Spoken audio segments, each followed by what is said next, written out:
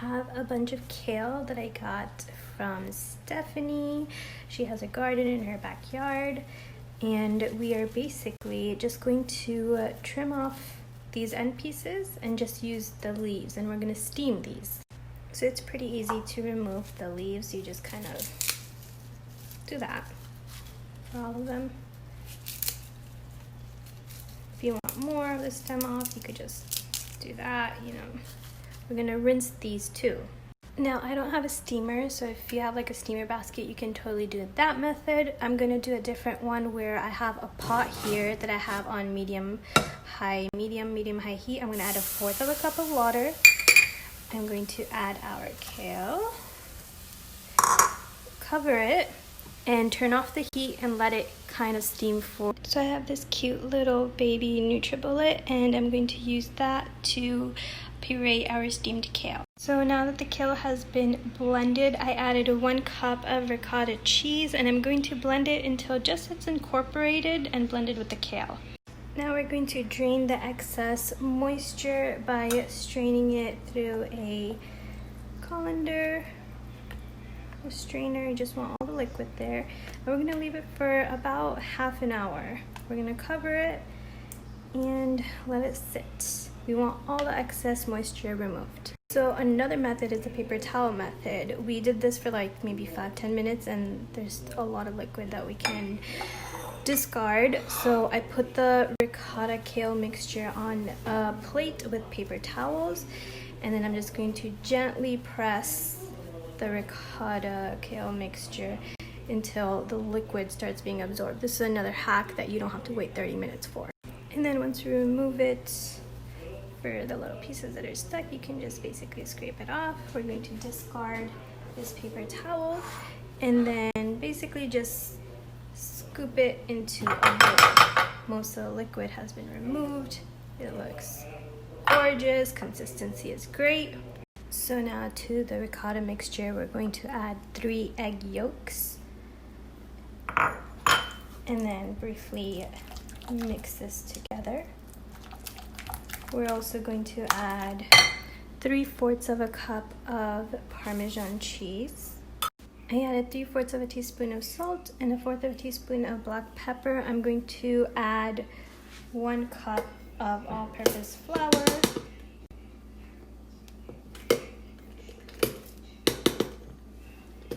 And then we're going to mix it well, just until combined. We don't want to over mix it. So we're going to mix it. The dough should be moist but not sticky. That's the consistency we are looking for. And we want to be able to roll it out. So we're just going to combine it just until everything's pretty much incorporated. I'm using like a fold and press kind of technique. So for the last bit, I'm just going to use my hand and press it together. And if it feels a little bit too wet or sticky, then add like a tablespoon of flour. This is perfectly fine.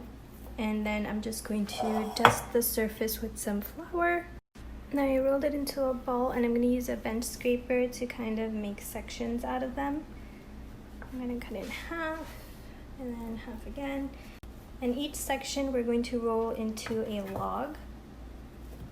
So we just want even pieces, just like that. Beautiful. So you basically take each piece, I kind of make it into a circle, dust it with a little bit of flour, and then just roll it out to a uniform thickness.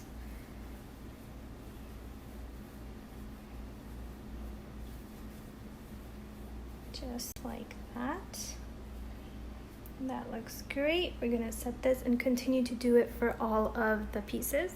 Now once you have your little logs rolled out, we're going to basically use a bench scraper to cut them into like bite-sized pieces.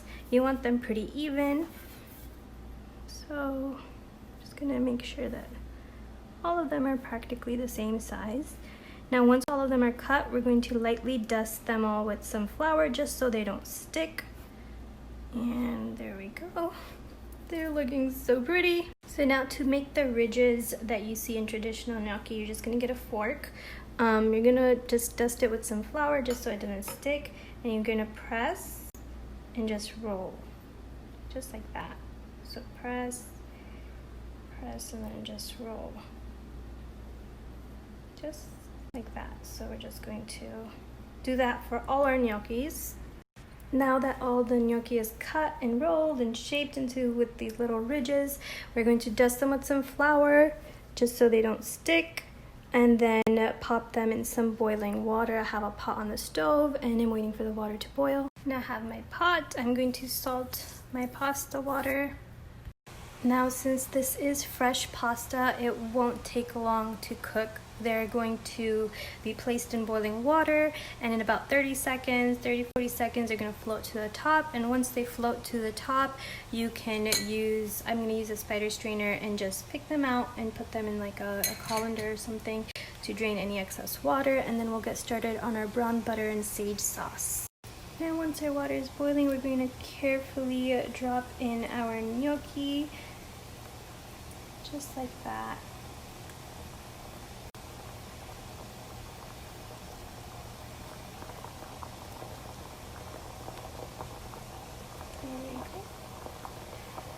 And then once they start floating to the top, we will remove them. I don't know if you guys can see very well, but the gnocchi has floated to the top, and we're just going to remove them. And then add in our second batch. Oop, so we have a tray. And then we're just going to continue until we boiled all of our gnocchi. So now we're going to get started on our brown butter sage sauce. I'm using half a stick of this Kerrygold pure Irish butter, about 4 ounces. I'm just going to melt the butter. So I have the pan on medium heat, and I'm using a stainless steel pan. If you have like a white non-stick pan, you could use that. The main important thing is you don't want a dark colored bottom, because you want to see when the browning will happen. And if you have a dark colored pan, you might end up over burning your butter. So we're just gonna let this melt. Now the main important thing is to keep stirring. You don't want to overburn your butter. You can see how it's kind of getting a little bit foamy. That's all the water that's evaporating out of the butter. I lowered the heat to medium-low just so I could control it a little bit better. I'm going to keep on stirring. Once it starts getting foamy like this, I'm going to add our sage. I have about 16 to 18 sage leaves. I'm going to continue stirring. Now I took it off right before the milk solids that are on the bottom brown bits of the butter started to become toasty brown, just because I want to do the final steps with the gnocchi in the pan. See all these brown bits? Those are super important. That's where all the flavor is. It's that nutty brown buttery flavor. So I'm going to turn the heat to medium-low and add our gnocchi, and then coat it with the brown butter sauce. Just going to use a little spatula. Make sure every little gnocchi bit is covered with that delicious sauce. Just going to cook it for a few minutes, maybe like 1 or 2 minutes. You don't want to over brown the butter or burn it either. Now I just plated it up. I am going to drizzle some of that brown butter sauce all over the top. It smells so good, and the sage and nutty brown butter flavor, like the scent is amazing. And I'm going to top it with some Parmesan cheese. And there you go. It's so good, super amazing, and so fresh and yummy. Hope you guys try it out.